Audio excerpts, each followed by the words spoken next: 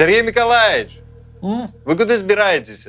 Что там, нарешті идете рубать, стячи эту диктатуру? Мы ее не рубим, мы ее взращиваем в тепличных условиях. Чего хотел, Валера? Ну, слухайте, я просто так телефоную спитатися, як там у вас надвор'є. Може, там некий ветер перамен у вас узнявся. Урешті на дьме ветразі і понясе нашу цудоўную Беларусь наперад.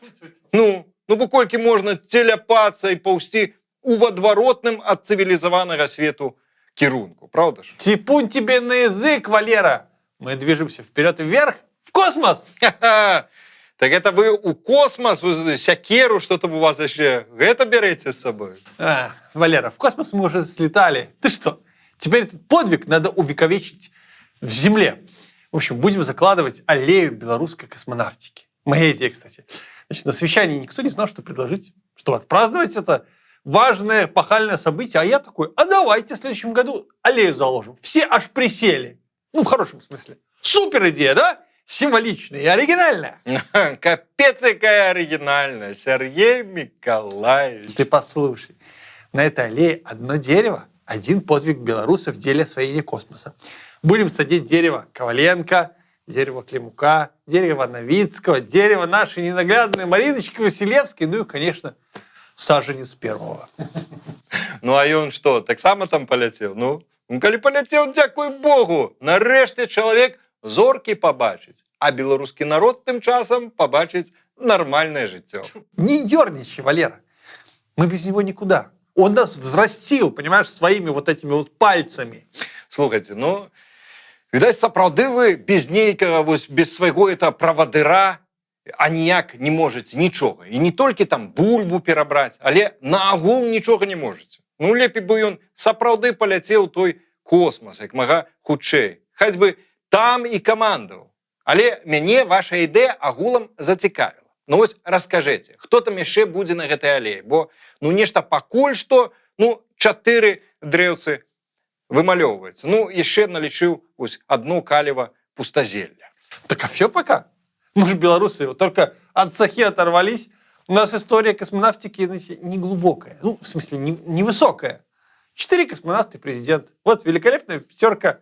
Это аллея, так сказать, на вырост. Ждем будущих космонавтов. Надеемся на старших братьев, что пустят нас еще немного полетать. Может, и порулить дадут разок. Божечки ты мой. Сергей Николаевич, якое цімрашальство? Не соромно вам? Дадуць паруліць, старэйшыя браты. Што гэта такое? Ды халера, нават з вашымі гэтымі старэйшымі братамі. У мяне да вас пытанне пра колькасць дрэваў. Вы калі сваю ідэю придумалі, звярнуліся б хаця б у Акадэмію навук нашу. Ведаеце, дзе яна знаходіцца? Там я свой человек, почетный член. Меня там всегда хлебом-солью встречают. Вось. Вы б хоть у іх пораспытывали про историю нашей космонавтики. Что их спрашивать? Я фамилии наших героев космоса и так знаю. Вось и высвятляется, что и не ведаете. Бо у гэтай гісторыі імёнаў куды больше за 4. Давайте пачнем от самого пачатку. Каб вы ведали, быць на вашей аллеі першым дрэвам цалкам сабе заслугоўвае наш земляк, які жыў яшчэ у 17 стагоддзі. Господи, вы еще скажите, что Беларусь это, не знаю, родина слонов. Вот люблю эту вашу тему. Давай, Валера, жги. Да ніякіх слонов, хотя и про іх асобна можем поговорить. Але гэтую гісторыю нават шкаляры ведаюць. У 17 стагоддзі у Вялікім княстве літоўскім жыў вайсковец і навуковец Казімір Семянович, які з маладосці цікавіўся тэмай артылерыі. І ў 1650 годзе выдаў грунтоўную кнігу «Вялікае мастацтва артылерыі». Гэта кніга сталася бадай галоўным падручнікам па артылерыйскім мастацтве для ўсяе Еўропы на наступныя больш як 2 стагоддзі.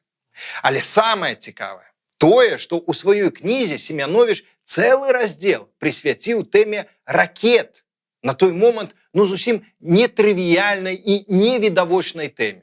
Бо запихнуць у гармату ядро і стрэльнуць ім у сцяну варожага замку гэта зразумела. А вось набіваць порахам нейкую канструкцыю, каб яна сама сабе кудысьці там паляцела, на тыя часы гэта была нейкая незразумелая забаўка, якая можа для фаерверкаў толькі і ўсяго і пасавала.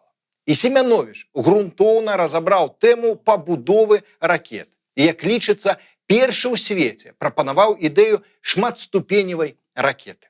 Сёння мы дакладна ведаем, што, да прыкладу, напрацоўкамі нашага земляка больш як на 250 гадоў пазней ужо ў 20 стагоддзі карыстаўся Канстантин Циолковский, адзін з галоўных папулярызатараў ідэі касмічных палётаў. Ну, не знаю, какое-то придание глубины седой. Но если сам Циолковский ценил, то может, можно клумбу какую-нибудь заложить этому Семеновичу. Ну, хаця б клумбу, ну, ужо штосьці. Але ідзем далей.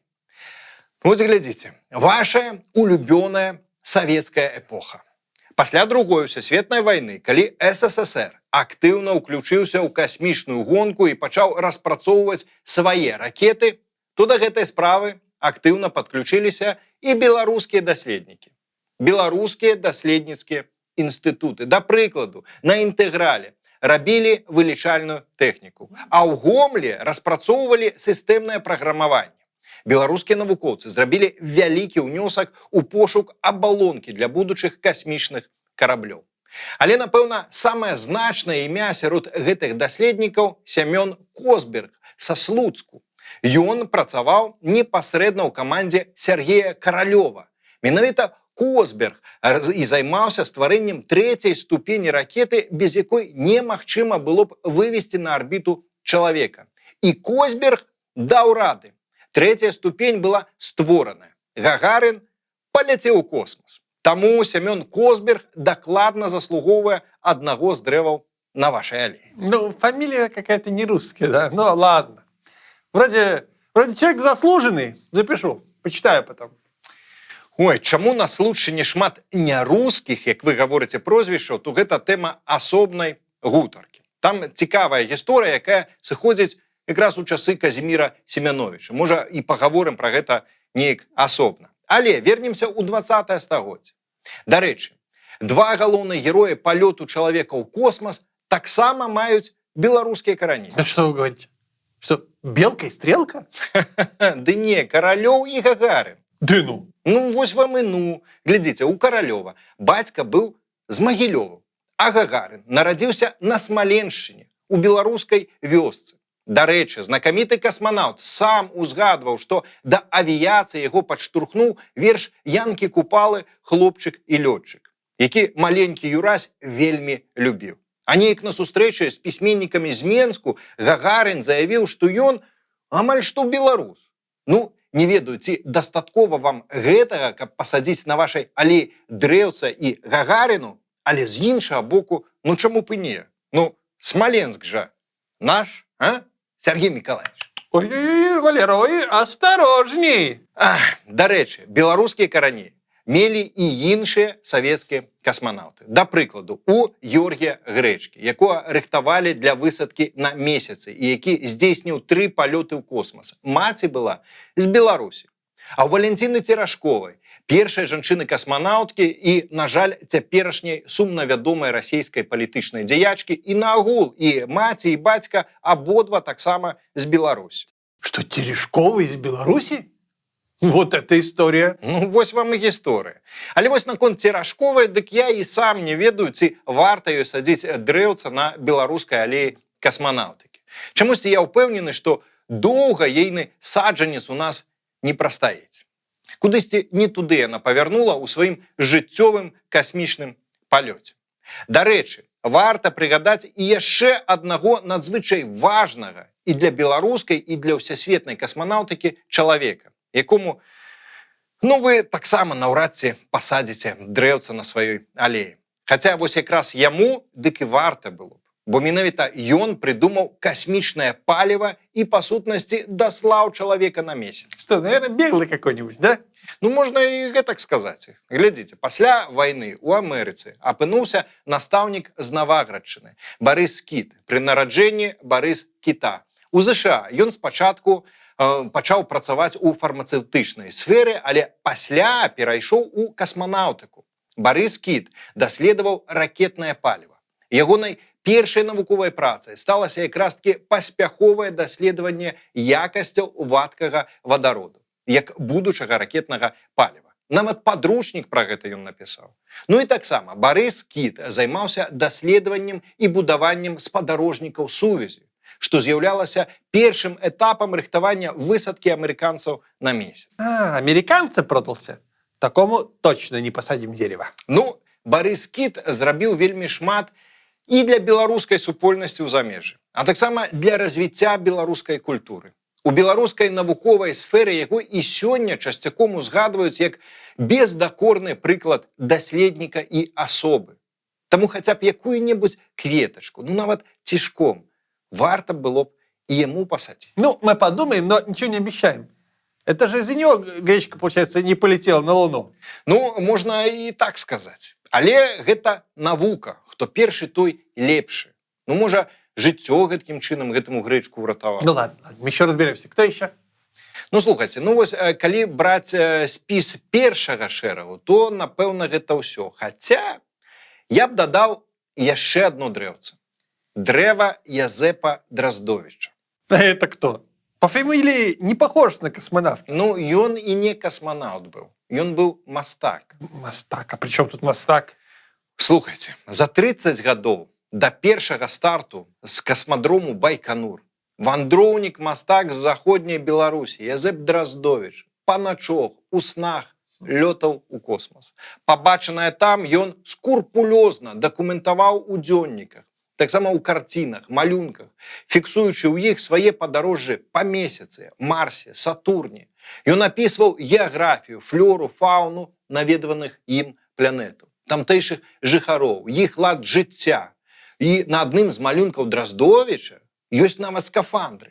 Сваю працу «Гармонія планет сонечнай сістэмы», у якой ён абгрунтоўваў уласную гіпотэзу паходжання сонечнай сістэмы, Драздовіч нават дасылаў у Акадэмію навук у Менску. Адным словам, быў зачараваны гэтай тэмай. І таму у пэўным сэнсе Язэп Драздовіч зрабіў свой унёсак у папулярызацыю касмічнай тэматыкі. Ну это же волюнтаризм какой-то.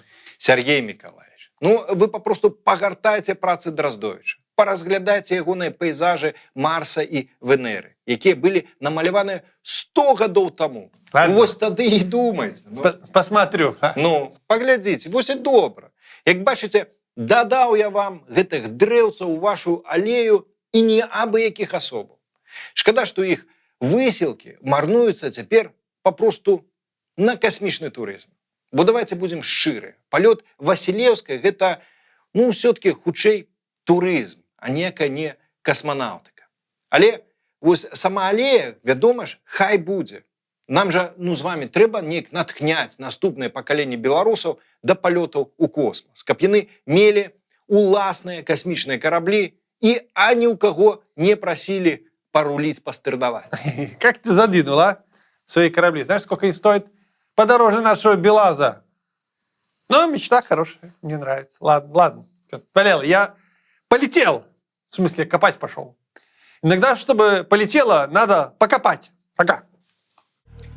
Ну что ж, а вось тут с Сергеем Миколаевичем цяжка не пагадзіцца. Каб штосьці было добрае, мала папросту сядзець і чакаць, пакуль тое дабро само з неба зваліцца. Дзеля лепшага жыцця трэба і папрацаваць. За лепшае жыццё варта і пазмагацца. Як думаеце? Напішыце ў каментарах.